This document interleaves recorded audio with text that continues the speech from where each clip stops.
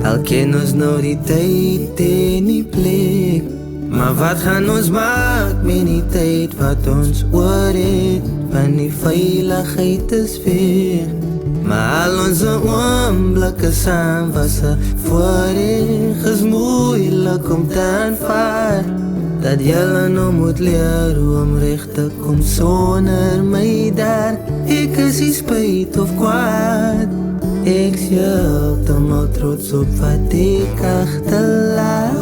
Alles hier by nou myne, gaan ek okay wees aan die einde, want ek gaan vry wees van die lyde. So kom ons dag vir dag, kom ons lach, kom ons iets om te kan. Kom ons hou nog stijve vast, maar net weer af, want nou is ek